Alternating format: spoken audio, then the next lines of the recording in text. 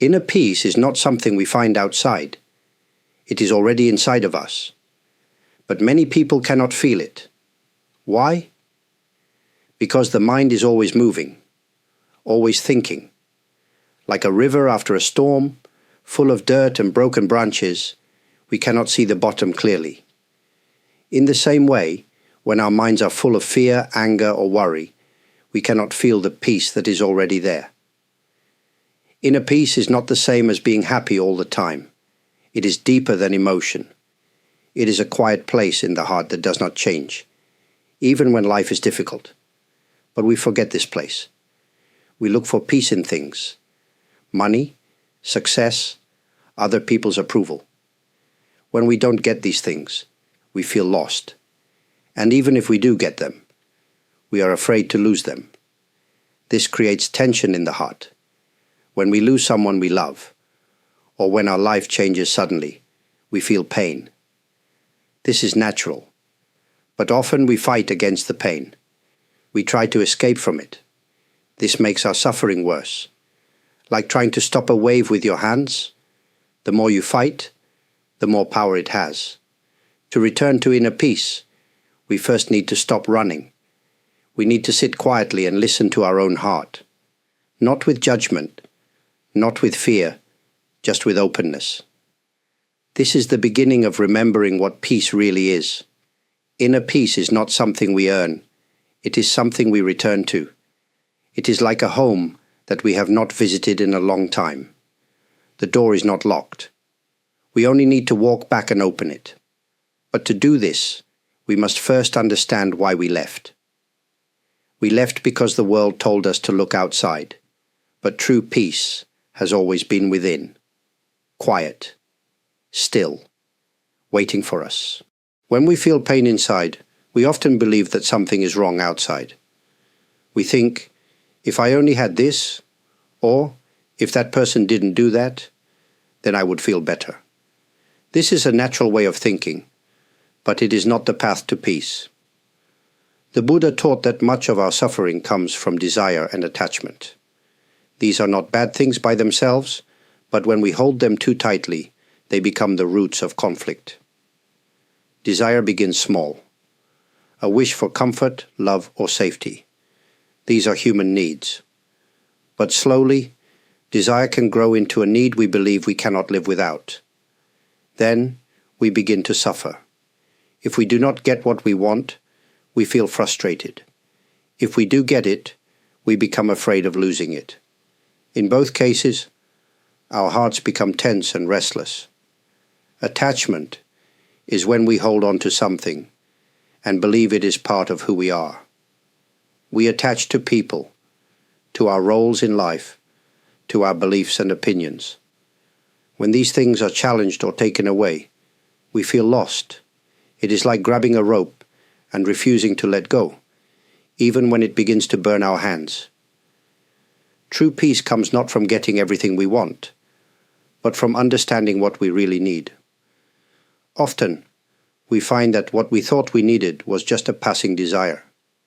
When we see this clearly, we can begin to let go.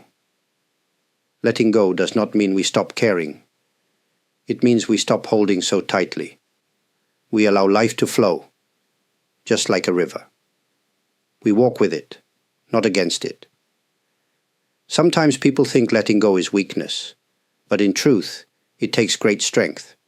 It means we are choosing not to be controlled by fear or craving. It means we trust that we can be okay, even if things don't go our way. When we let go of what we cling to, something beautiful happens. The mind becomes lighter, the heart becomes softer, and in that space peace returns. Not because we found it outside, but because we stopped pushing it away. No one wants to suffer. We all try to avoid pain, both in the body and in the heart. But suffering is a part of life. We lose people we love. We face illness, failure, and disappointment. These moments are hard, but they also carry deep lessons. In Buddhism, we see suffering not only as something to endure, but as a teacher. When everything is going well, we rarely stop to ask big questions. We don't wonder about the meaning of life or the nature of the mind. We are too busy enjoying our comfort. But when suffering comes, suddenly we are awake. We begin to ask, why am I hurting? What is the cause of this pain? These questions are the first steps toward understanding. Suffering makes us humble. It reminds us that we are not in control of everything. This can feel scary at first, but it also opens our hearts. We become more honest with ourselves. We begin to see the things we were holding on to, our pride, our plans, our sense of control, and we realize how fragile they are. Sometimes, when pain is deep, we feel broken. But being broken is not always bad.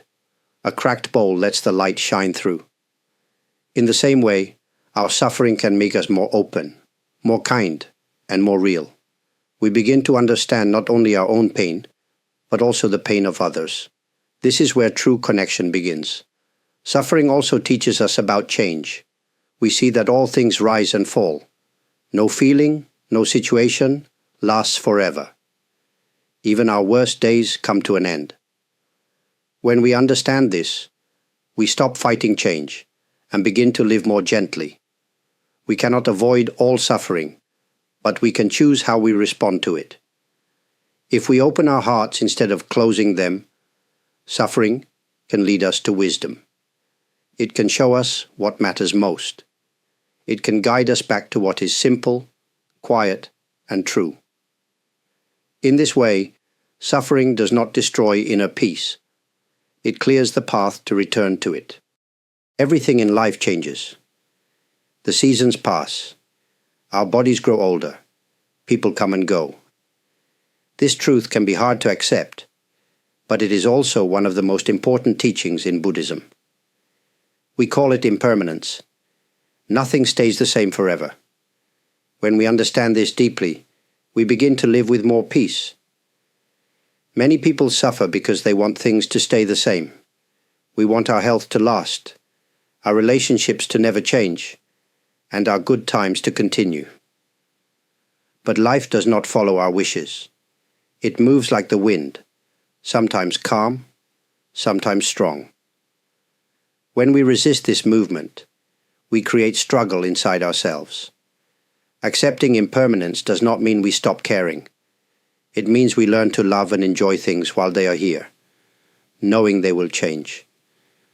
A beautiful flower lasts only a short time, but that is what makes it precious. In the same way, every moment in our life has value because it does not last. When we live with awareness of change, we begin to hold life more gently. We stop trying to control everything.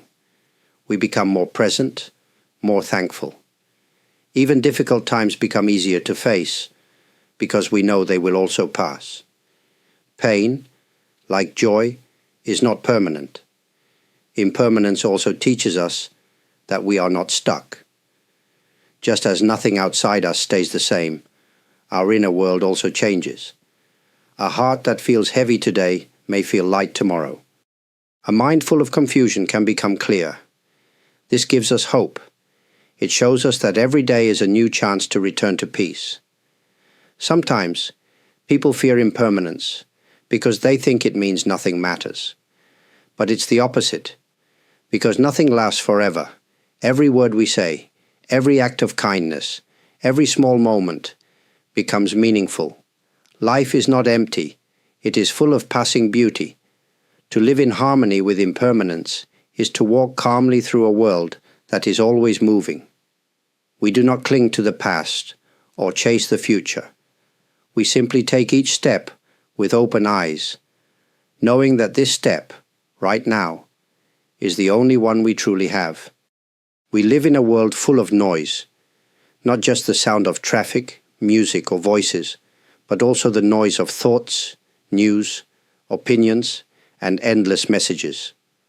Our phones never stop buzzing. Our minds are always reacting. It becomes hard to hear anything clearly, especially the quiet voice inside our own hearts. In such a world, Silence may feel strange, or even uncomfortable, but silence is not empty. It is full of meaning. It gives space for the heart to breathe. It allows wisdom to rise. Without silence, we cannot listen. We only react. And without deep listening, we cannot truly understand ourselves or others. Many people think they need to always be busy, always doing something. But constant activity can become a way to avoid what we are feeling. We may not want to face sadness, loneliness, or fear, so we cover it with noise. But these feelings do not go away. They wait in the quiet corners of our mind. And only when we enter silence can we meet them with honesty. Silence does not mean running away from life. It means returning to it more fully. When we are silent, we can notice small things, the way the wind touches our face, the sound of a bird in the morning, the rhythm of our own breath. These simple things can bring us back to the present, where peace lives. Also, in silence, we remember that we don't have to fix everything. We don't need all the answers right now. Sometimes it is enough just to sit, to be still, to allow space. In that space, the mind settles, the heart softens. What felt heavy becomes lighter. You don't need to go to a temple or a forest to find silence. Even 1 minute with your phone turned off and your eyes gently closed can be powerful. That small silence is like clear water after a storm. It helps you see what is true. In a noisy world, silence is not weakness. It is strength. It is a return to center. It reminds us that peace is not far away. It has been waiting quietly within us all along. Fear is something all of us feel. It may come as a quiet worry or a strong wave that takes over our thoughts. We fear loss, failure, illness, being alone, or not being enough. Fear is natural, but when we always run from it, we give it more power. In Buddhism, we are taught not to fight fear and not to escape it, but to face it, gently and honestly. Most fear lives in the mind, not in the present moment. We imagine what might happen and then believe it is already real. The heart starts to race, and the body becomes tense. But often, the fear is not about now. It is about what we think could go wrong. When we see this clearly, we begin to understand that fear is a story the mind is telling. Running from fear does not make it disappear. It just hides it for a while.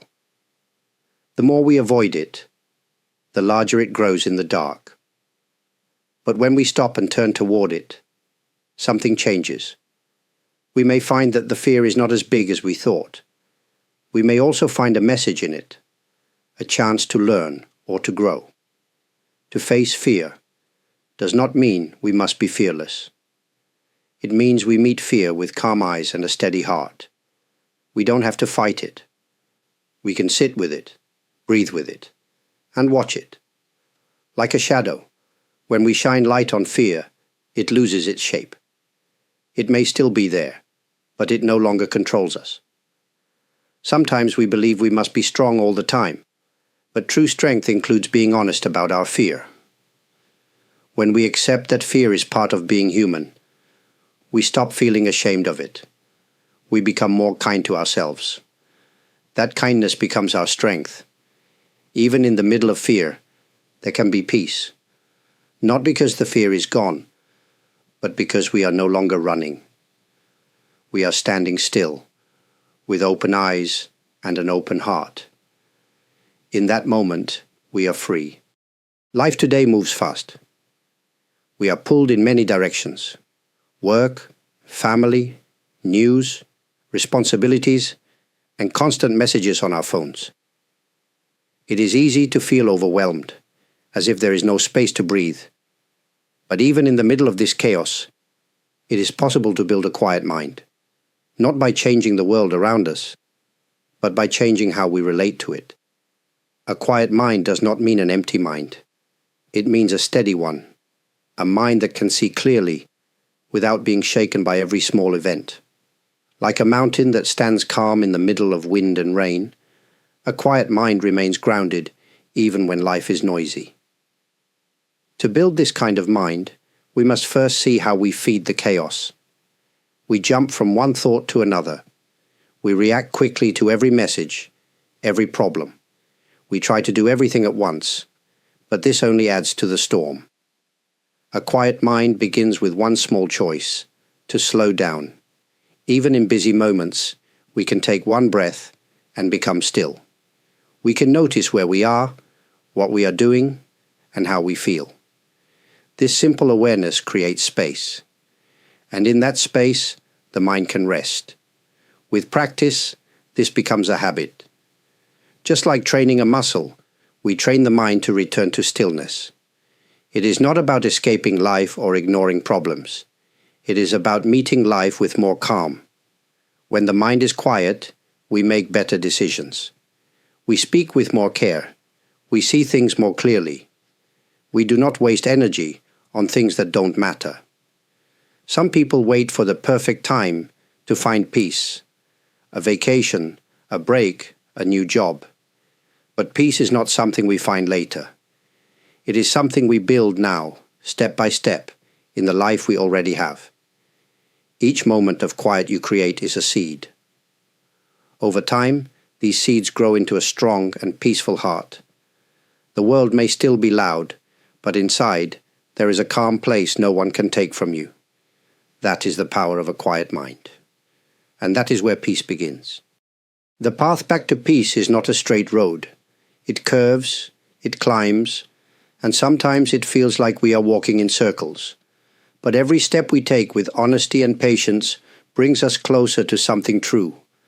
A quiet space within that has never left us, even when we felt far from it. Peace is not found in a perfect life. It is found in how we meet the imperfect moments. When we begin to see clearly, without rushing, without judging, we start to notice something simple and steady beneath the surface. That steady place is where peace lives. The journey often begins in pain, confusion, or loss. But these are not signs of failure. They are invitations to pause, to look deeper, and to return. When we allow ourselves to slow down and be present with whatever is here, we begin to remember who we really are, beyond roles, beyond worries, beyond fear.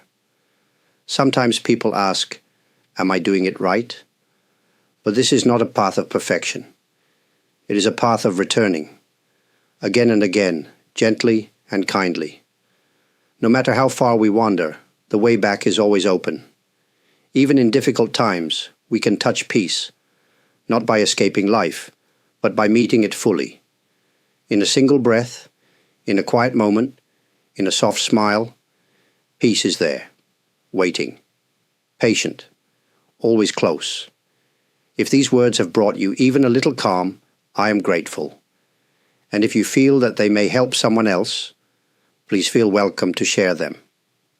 To those who have liked this video, subscribed to the channel, left kind comments, or supported through super thanks, thank you deeply. Your presence here means more than I can say. Each small act of support allows these messages to continue and reach those who may need them most. May your days be touched with gentleness, and may you always remember the quiet place within you, no matter how loud the world becomes.